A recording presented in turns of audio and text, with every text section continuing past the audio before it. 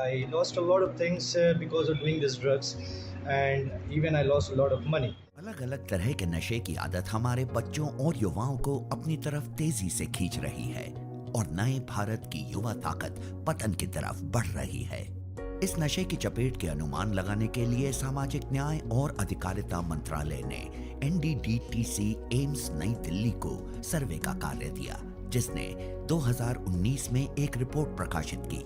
इसके अनुसार भारत के अलग अलग वर्गों और जनसंख्या के बीच नशीले पदार्थों का इस्तेमाल कितना फैल गया है वो बताया गया है। इस रिपोर्ट का नाम था magnitude of substance use in India.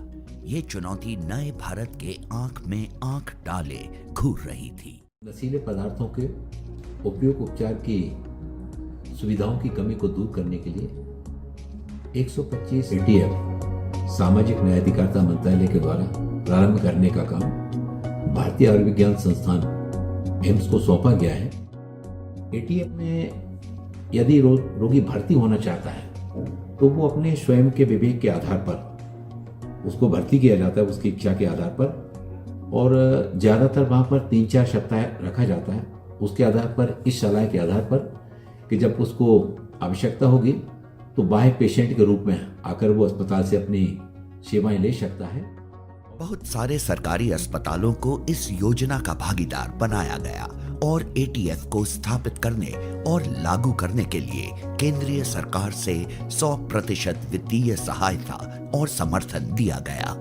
तो इस स्कीम के तहत मिनिस्ट्री और एम्स इस बात को सुनिश्चित करते हैं कि जहां जहां पर एडिक्शन ट्रीटमेंट फैसिलिटीज हैं, वहां पर जो भी सरकारी अस्पताल इस स्कीम का हिस्सा हैं, उनको स्टाफ हायर करने के लिए, यानी कि एक डॉक्टर, नर्स, काउंसलर, इनको नौकरी पर रखने के लिए और इनकी ट्रेनिंग करने के लिए, उसके लिए सपोर्ट दिया जाता है।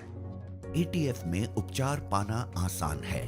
पहले नशे के आदी व्यक्ति एडिक्टेड पेशेंट का पंजीकरण करवाएं। इसके दौरान डॉक्टर और काउंसलर्स मरीज की जांच, असेसमेंट करते हैं, जिसके आधार पर उपचार का प्लान तैयार किया जाता है और सुनिश्चित किया जाता है कि व्यक्ति के साथ बराबर जुड़ाव बना रहे। खास बात यह है कि हितग्राही के उपचार के लिए सारी दवाइयां एटीएफ द्वारा मुफ्त में दी जाती हैं। I am really thankful today to the God who has given me this chance, and also to the De-Addiction Center for showing me the